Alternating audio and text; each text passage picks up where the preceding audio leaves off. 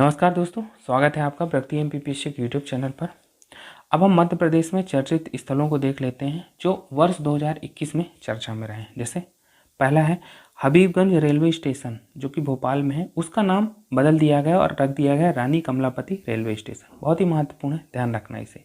इसका उद्घाटन करने प्रधानमंत्री आए थे। देश का ये पहला ऐसा रेलवे स्टेशन जिसे जेम 5 स्टार रेटिंग मिली है। ठीक है। देश के पहले world class railway station Habibganj का लोकार्पण 15 नवंबर जनजातीय गौरव दिवस को प्रधानमंत्री द्वारा किया गया। एक और महत्वपूर्ण बात है इसके बारे में कि देश में निजी सार्वजनिक भागीदारी से बनने वाला भारतीय रेलवे का पहला स्टेशन है ये, और जर्मनी के हीडलबर्ग स्टेशन की तर्ज पर यहाँ पर रीडेवलपमेंट हुआ है। ठीक है, तो हमको महत्वपूर्ण बातें क्या ध्यान रखनी है कि जो भोपाल का हबीबगंज रेलवे स्टेशन था, इसका नाम परिवर्तित करके क्या रख दिया गया है, रानी कमलापति रेलवे स्टेशन। दूसरी बात इसमें है कि ये देश में निजी और सार्वजनिक भागीदारी से बनने वाला पहला है।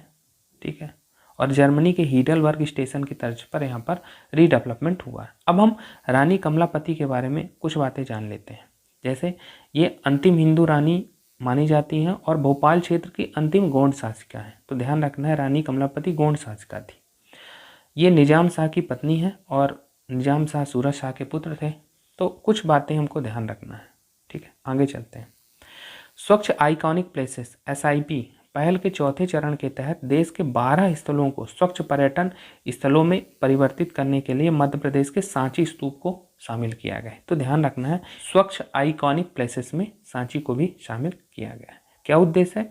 स्वच्छ पर्यटन स्थल में बदलना। आगे चलते हैं।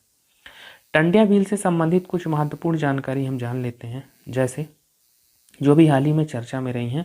जैसे हम देखेंगे कि पाताल पानी रेलवे स्टेशन का नाम क्या कर दिया गया है, टंडिया झील रेलवे स्टेशन के नाम से कर दिया गया है। तो ध्यान रखना है। इंदौर स्थित जो भंवर कुआं चौराहा है उसे टंडिया झील चौराहा कहा जाएगा। और आगे चलते हैं। जो इंदौर में MR10 बस स्टैंड है उसका नाम क्या कर दिया गया है, टंडिया झील बस स्टैंड। ठीक, तो ये भी एक इम्पॉर्टेंट इन्फॉर्मेशन है। प्राथमिक स्वास्थ्य केंद्र मानपुर का नाम टंडिया झील स्वास्थ्य केंद्र कर दिया गया है। और पाताल पानी इससे टंडिया झील मंदिर का जीर्णोद्धार करने की बात कही जा रही है। तो हमको ये फैक्ट ध्यान रखने हैं। ठीक है, आगे चलते हैं। उल गुलान एक क्रांति फीचर फिल्म को मध्य प्रदेश में डिजिटली रिलीज किया गया। उल गुलान एक क्रांति किससे संबंधित है? भगवान बिरसा मुंडा से संबंधित है। उन्होंने ये क्रांति चलाई थी। तो यह फिल्म भगवान बिरसा मुंडा के कर्म क्षेत्र खूंटी झारखंड में शूट की गई है और मध्य प्रदेश पहला ऐसा राज्य जो इस फिल्म को डिजिटली रिलीज कर रहा है। इस फिल्म के लेखक कौन है? कड़िया मुंडा है। उल्लेखनीय है कि 15 नवंबर भगवान बिरसा मुंडा का जन्म दिवस है और प्रदेश में जनजातीय गौरव दिवस के रूप में मनाया गया। तो ध्यान रखना, उल गुलान एक क्रांति ये फीचर फिल्म है। पहली बात तो है कि मध्य प्रदेश में डिजिटली रिलीज करी गई है, और दूसरी बात है कि उल गुलान एक क्रांति का संबंध किससे है? बिरसा मुंडा से। ये ध्यान रखना। आगे चलते हैं। जनजातीय लोक चित्रकार पद्मश्री भूरी भाई, जिन्हें पिछले वर्ष पद्मश्री मिला था, और श्री भज्जू सिंह ने अपनी चित्रकृति भावरी और छाह प्रधानमंत्री को भेंट की और इसीलिए चर्चा में रही है। तो भावरी और छाह के बारे में पूछा जा सकता है। तो ये चित्रकला से संबंधित है। चित्र और लोक चित्रकार कौन है? पद्मश्री भूरी भाई और भज्जू सिंह ने इसे बनाया। ठीक है, अभी हाल ही में चर्चा में क्यों रही? क्योंकि प्रधानमंत्री को भेंट किया है। अगली बात है, सीहोर जिले में स्थित कोलार जलाशय क्षेत्र का खंडवा के हनुमंतिया की तर्ज पर विकास किया जाएगा। ध्यान रखना है कि कोलार जलाशय क्षेत्र कहाँ है? सीहोर जिले में, और इसका विकास जो किया जा रहा है वो हनुमंतिया टापू के जैसे किया जाएगा जो कि खंडवा जिले में है। अगली बात है कि भारत सरकार द्वारा मध्य प्रदेश के बालाघाट जिले को उत्कृष्ट मछली पालन के लिए पुरस्कृत किया गया है। तो उत्कृष्ट मछली पालन के लिए किसे पुरस्कृत किया गया? बालाघाट जिले को। ये ध्यान रखना है। अगली बात चलते हैं।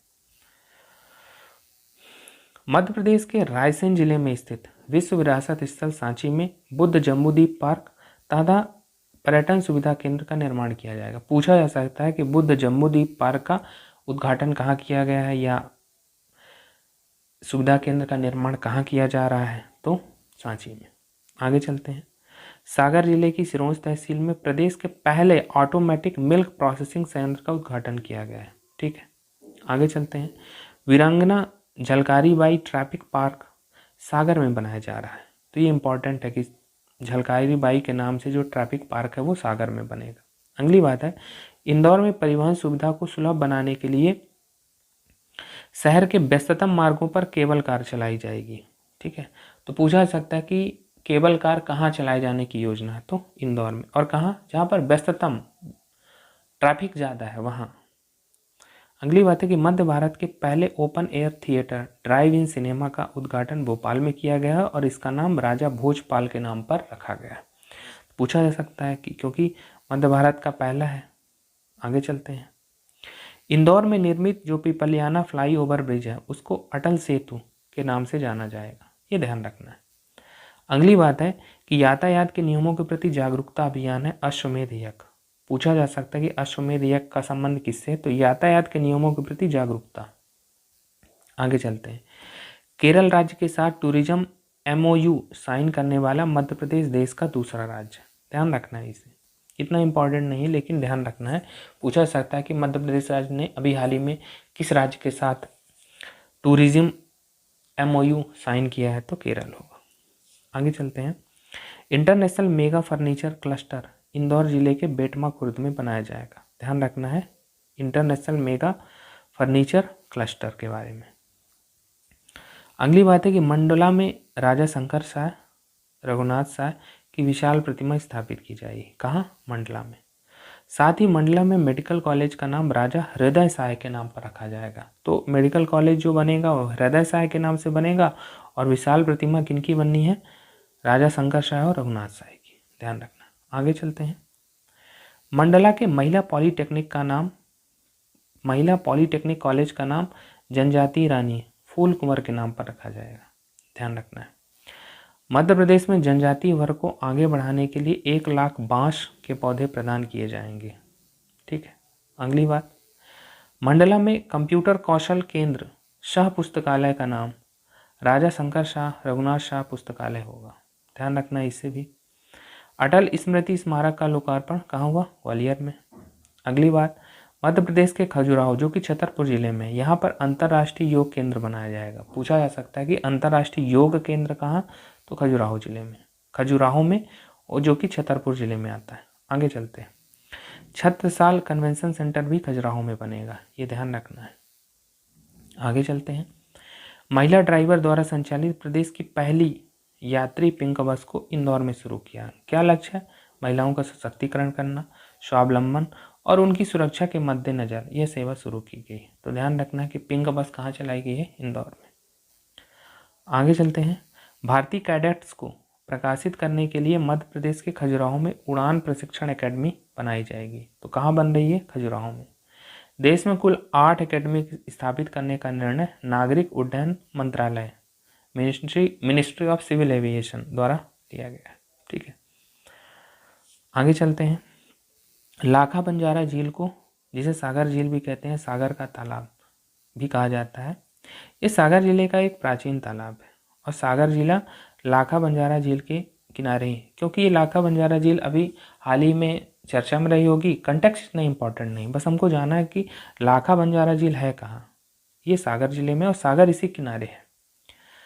अब हम एक महत्वपूर्ण तथ्य देख लेते हैं। राष्ट्रपति रामनाथ कोविंद की मध्य प्रदेश यात्रा जो 6 से 7 मार्च 2021 में हुई, और उसमें क्या क्या बातें हमारी परीक्षा की दृष्टि से महत्वपूर्ण है। राष्ट्रपति ने जबलपुर में अखिल भारतीय राज्य न्यायिक शिक्षा निदेशकों की treat, all India state judicial academies directors retreat के उद्घाटन सत्र को संबोधित किया। ठीक है, ये जबलपुर में। राष्ट्रपति ने दमोह जिले की ग्राम पंचायत सिंग्रामपुर में सिंगौरगढ़ किले के संरक्षण कार्य का शिलान्यास का राज्य स्तरीय जनजातीय सम्मेलन का शुभारंभ किया। एक महत्वपूर्ण बात इसमें यह है कि सिंगौरगढ़ किला कहाँ है, दमोह जिले में। दूसरी बात क्या है कि जनजातीय सम्मेलन का शुभारंभ कहाँ हुआ, दमोह जिले में। तो 2 महत्वपूर्ण बातें हैं।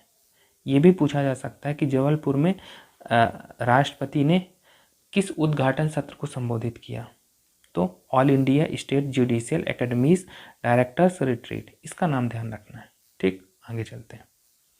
जनजातीय कलाकारों द्वारा कला प्रशिक्षण वर्चुअल क्लास पोर्टल आदिरंग.com का शुभारंभ किया।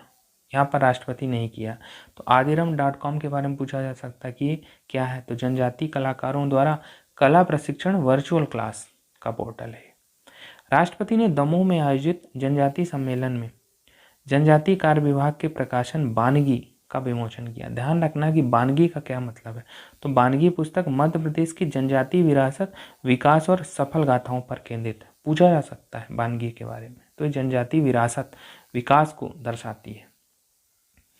अगली बात है इसमें कि अटल प्रोग्रेस वे। राष्ट्रीय राजमार्ग एवं सड़क परिवहन मंत्रालय ने मध्य प्रदेश अटल प्रोग्रेस वे परियोजना को भारतमाला फेज 1 में शामिल करने की स्वीकृति दे दी है, तो ध्यान रखना है इसे। चंबल संभाग के भिंड, मुरैना, श्योपुर जिलों से होते हुए यह पूरी तरह नया एक्सप्रेसवे मध्य प्रदेश में 404 किलोमीटर लंबाई का होगा, जो पूर्व में झांसी उत्तर प्रदेश, पश्चिम में कोटा राजस्थान से जोड़ते हुए निर्मित किया जाएगा। तो ध्यान रखना है अटल प्रोग्रेस वे के बारे में। महत्वपूर्ण बात यह है कि भारतमाला फेज 1 में इसे शामिल कर लिया गया है। ठीक है, नेट्रक्स के बारे में जान लेते हैं। नेट्रक्स हाई स्पीड ट्रैक, ये मध्य प्रदेश के इंदौर में एशिया का सबसे लंबा हाई स्पीड ट्रैक नेट्रक्स जिसे कहा गया, ये बनकर तैयार हो गया। कहाँ बना है? इंदौर में। और इसमें महत्वपूर्ण जानकारियाँ देखते हैं। हाई स्पीड ट्रैक का क्या मतलब है? ऐसा ट्रैक जहां हाई स्पीड गाड़ियां चलाई जा सके और उनकी टेस्टिंग भी की जा सके। ठीक है, इसके लिए भारत विदेशों पर, पहले इसके लिए भारत विदेशों पर निर्भर था, लेकिन अब आत्मनिर्भर हो चुका है। ठीक है, हाई स्पीड ट्रैक में 2 पहिया वाहनों से लेकर BMW, फरारी, ट्रैक्टर, ट्रक सभी प्रमुख वाहनों के हाई स्पीड परीक्षण किए जा सकेंगे। यानी अगर हम इसको संक्षेप में समझे तो हाई स्पीड परीक्षण के लिए हाई स्पीड ट्रैक महत्वपूर्ण है। अभी हम विदेशों पर निर्भर थे। ठीक, यह एशिया का सबसे लंबा और विश्व का 5वां सबसे बड़ा ट्रैक है और इसकी लंबाई है 11.3 किलोमीटर। तो ध्यान रखना है विश्व का 5वां है और एशिया का सबसे लंबा है, इसीलिए इसका महत्व है। अगली बात देखते हैं कि ग्वालियर में राजमाता विजया राजे सिंधिया के नाम से नया हवाई अड्डा स्थापित किया जाएगा। किसके नाम से? विजया राजे सिंधिया। अगली बात है कि आदिदेव शिव की प्रतिमा जो कि 50 फीट ऊंची है, रावतपुरा धाम भिंड में स्थापित की जाएगी। रावतपुरा धाम को तीर्थ पर्यटन सर्किट में भी जोड़ा जाएगा। इसमें महत्वपूर्ण बात यही है कि रावतपुरा धाम कहाँ है? भिंड में, और यहाँ पर आदिदेव शिव की प्रतिमा स्थापित करने की बात कही जा रही है। और आगे चलते हैं। प्रदेश की पहली रात्रि सफारी, नाइट सफारी का शुभारंभ कहाँ हुआ है? वन विहार उद्यान भोपाल। क्या होगा इससे? वन्य प्राणी और प्राकृतिक सौंदर्य को दिन के साथ साथ रात में भी देखा जा सकेगा। ठीक, चलते हैं आगे। महत्वपूर्ण इसलिए है ये कि पहली रात्रि सफारी है ये। अगली बात इसमें होम स्टे पोर्टल के बारे में। होम स्टे पोर्टल अतिथि देवो भव, इस हिसाब से ध्यान रखना है इसे। उद्देश्य क्या है इसका? कि प्रदेश में पर्यटन को बढ़ावा देना और स्थानीय संस्कृति से देशी और विदेशी पर्यटकों को परिचित कराना। क्या होगा इसके अंतर्गत? इसके अंतर्गत कोई भी संपत्ति धारक, चाहे शहरी क्षेत्र का हो ग्रामीण क्षेत्र का, अपने आवास का कुछ हिस्सा पर्यटकों को रहने के लिए उपलब्ध करा सकेगा। भोजन और अन्य सुविधाएं भी दिला सकेगा वो। और ऐसा करने पर संपत्ति का उपयोग व्यावसायिक या वाणिज्यिक नहीं माना जाएगा। तो हमने देखा कि होम स्टे पोर्टल का एकमात्र उद्देश्य यही है कि पर्यटन को बढ़ावा दिया जाए और स्थानीय संस्कृति का प्रचार प्रसार। ठीक है, आगे चलते हैं। अगली बात है कि मध्य प्रदेश पर्यटन को बढ़ावा देने के उद्देश्य से फिल्म शेरनी, जो कि अभिनेत्री विद्या बालन स्टारर है, मध्य प्रदेश के कान्हा नेशनल पार्क, रायसेन के भूत पलासी, बालाघाट के आसपास के क्षेत्रों में शूट की। पूछा जा सकता है कि शेरनी की शूटिंग कहाँ हुई है? तो कान्हा नेशनल पार्क, रायसेन के भूत पलासी और बालाघाट के आसपास के क्षेत्र में। एक और महत्वपूर्ण जानकारी है कि खरउआ गेट स्मारक कहाँ है? भिंड जिले में। ये ध्यान रखना, बस इतना ही जानना, कंटेक्स्ट इंपॉर्टेंट नहीं है। अनुभूति कार्यक्रम के बारे में जान लेते हैं। इको पर्यटन विकास बोर्ड द्वारा प्रारंभ किया गया है। इस कार्यक्रम के तहत प्रदेश के स्कूली विद्यार्थियों में पर्यावरण के प्रति संवेदनशीलता विकसित की जाएगी, उन्हें पर्यावरण संरक्षण के लिए जागरूक किया जाएगा। तो अनुभूति कार्यक्रम किसके द्वारा? इको पर्यटन विकास बोर्ड द्वारा। और क्या उद्देश्य है? कि स्कूली विद्यार्थियों में पर्यावरण के प्रति जागरूकता, पर्यावरण संरक्षण के प्रति संवेदनशीलता विकसित करना। अगली बात है गौवंश वन विहार, जबलपुर के गंगई बीर में स्थापित किया जाएगा और 2000 गौवंश को यहाँ पर आश्रय दिया जाएगा। ध्यान रखना इसे। अगली बात है राष्ट्रीय पर्यटन दिवस 25 जनवरी 2021 के अवसर पर पर्यटन एवं संस्कृति मंत्री ने भोपाल में रुपे कार्ड और ई टिकटिंग का लोकार्पण किया। अब इसका महत्व इस संदर्भ में है कि मध्य प्रदेश ऐसा पहला राज्य बन गया जहां संग्रहालयों और स्मारकों में प्रवेश के लिए ई टिकटिंग व्यवस्था, ठीक है, तो इसलिए महत्वपूर्ण है। तो इस लेक्चर में फिलहाल इतना ही। धन्यवाद।